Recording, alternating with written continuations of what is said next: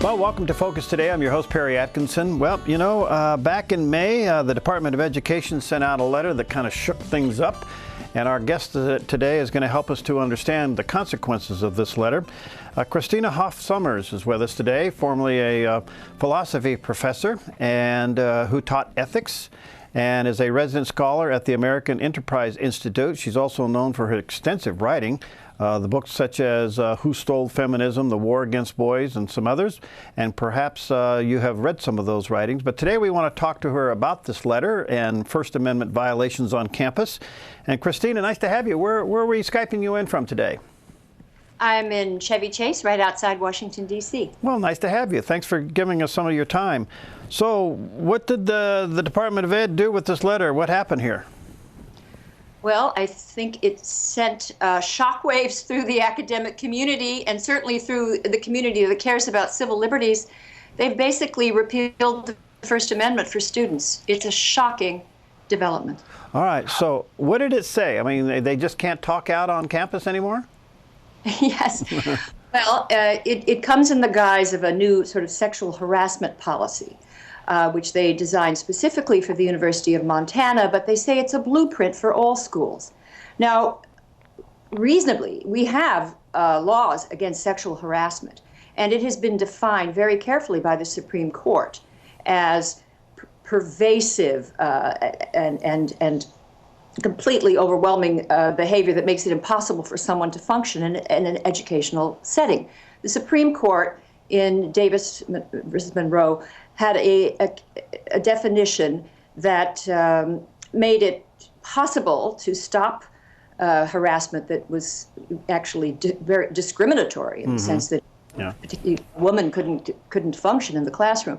On the other hand, they were protective of civil liberties and didn't want frivolous cases to be brought forward. All that has been wiped away, and according to the new regulations disseminated by both the Justice Department and the Department of Education, harassment is now defined as offensive activity of a sexual nature or offensive verbal expressions, speech.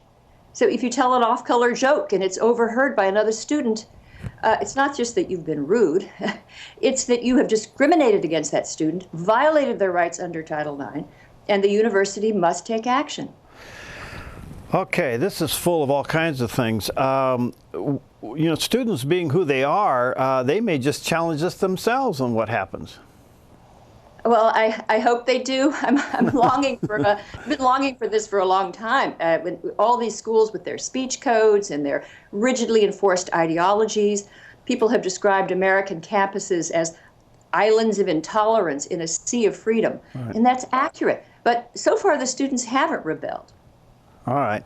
Well, what does this do then to sexual harassment? I mean, it redefines it right under our noses as just maybe an unintended word. People have pointed out that this new definition is so vague and all-encompassing that a professor will now have to be worried if you're teaching a work of literature that has sexual content or innuendo. You have to be careful of poetry, Shakespeare, most books, the Bible. There are suggestive passages. You must be careful. You must watch what you say lest someone be offended. And so now we've kind of replaced this tradition of protecting freedom of speech. We've replaced it with protecting the people from being offended. It's ridiculous. It's sort of legally incoherent. Yeah. I don't know. It's incompetent, but it's also very repressive at the same time. I guess they often go together. Yeah, Christina, as a former professor, do you see any of your colleagues pushing back on this? Fortunately, the Committee on Women at the Association of University Professors is pushing back. I was very glad to see that. And there just been a surfeit of articles and blogs and people protesting. People are, as I said, are really amazed and horrified to see this. And they're hoping that it's an oversight or an accident. I don't think it is. I think it's sadly the result of several decades of sort of hard-line victim feminism. I consider myself a feminist and I'm an emancipated woman of the new millennium, but I believe in in fairness and civil rights and civil liberties. And unfortunately, there's a kind of authoritarian feminism that's very prominent in universities. And I think that the Department of Education is listening to them and doing their bidding. Whoa. Could this carry over to off-campus or perhaps even into the dorm room? Oh, yes. It carries over into things that happen off campus. What students write on Facebook can be held against them. And again, I don't mind schools, expecting civility, but this is far more than a code of civility. This is enforceable by the government. It's one thing for schools to have a code of civility. This is enforced by officials in the Department of Justice and the Office of Civil Rights.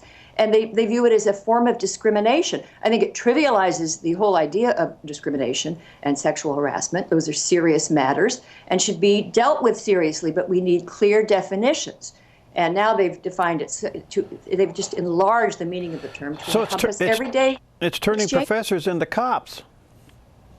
Well, both cops and victims, because believe me, professors will be caught up in this as well. Professors have been policed and monitored by authoritarian deans and administrators, bureaucrats. We have this gender bureaucracy now, which has been greatly empowered by the Department of Education.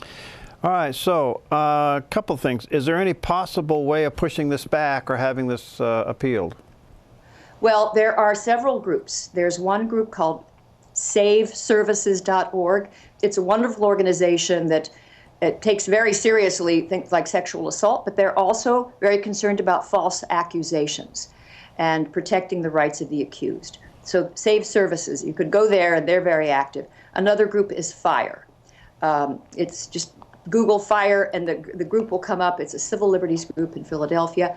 They are doing a wonderful job, but I'm hoping that students will become aware of what's happened. I think they will once they start getting into all sorts of complicated proceedings because of a joke or something they put on Facebook. Or, you know what really bothers me? Even if you challenge ideas, let's suppose that you remember Larry Summers dared to suggest there may be cognitive differences between men and women. He was hounded out of Harvard. Well, imagine an undergraduate now. This could be considered harassing conversation.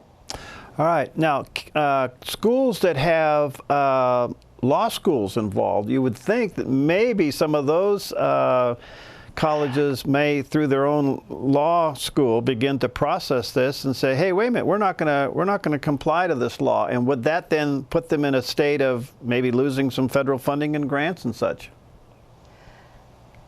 Look, if this goes to court, eventually it will. It'll be thrown out. We've had this before. The Supreme Court has set very high standards, and preserving the First Amendment. It's the first. There's a reason for that. It's a bedrock for all the other values that we hold sacred in this and in this society. And so the Supreme Court will throw it out, and lower courts as well. That has happened before when colleges went too far.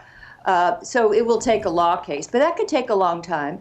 What worries me is that we don't do a very good job teaching civics, teaching students to understand our Constitution and our way of life. And there's in fact, a lot of, I don't want to overstate it, but a lot of social studies courses and history courses sort of disparage our tradition rather than help students understand it and treasure it. And so I worry that we can't count on, people that will come out and defend their First Amendment liberties. They may not be aware of them. You know, there seems to be a little bit of an irony here. This is coming from a Department of Education enforced, or at least backed by the Department of Justice, from an administration that would seem to be a protector of First Amendment. I know. I mean, that's why it's very hard for me to understand how this could have happened. It would seem to be the opposite of what the administration claims it stands for, although recently we have seen that civil liberties may not be at the top priority for this administration. Wow, that creates an incredible conflict. Well, this is going to be interesting to watch. So the campuses and the colleges obviously are now going to have to comply with this for now, but you see eventually a pushback, if not an appeal.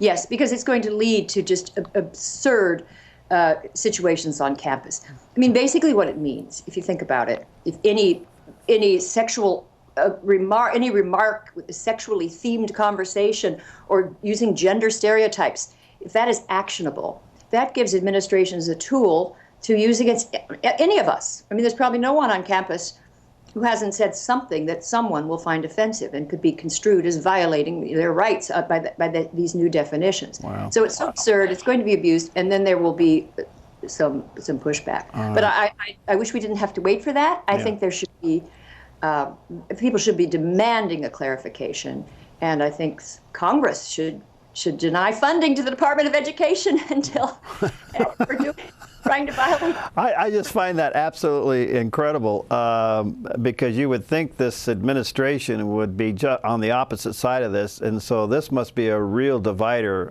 among academia. Yes, and but I will say I have noticed for a long time that in Washington there's a powerful women's lobby, and it's fairly hardline.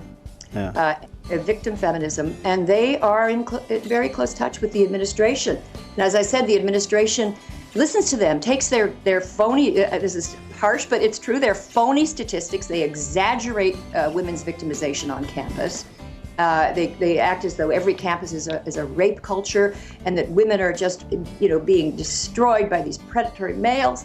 And all of this is a ridiculous exaggeration. Wow. Men are increasingly the minority on campus, and I think that they've become, this may be the result of a kind of super feminization of the campus, and males are now at risk of every kind of accusation. Well, thank you, Christina, for being with us. People want to get a hold of you. How do they do that and correspond with you?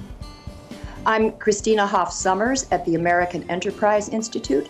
I have a new book called Freedom Feminism, and it addresses these issues of how to put freedom back into feminism. Okay. Hey, thanks for being with us today. Thank you. All right. We'll be right back.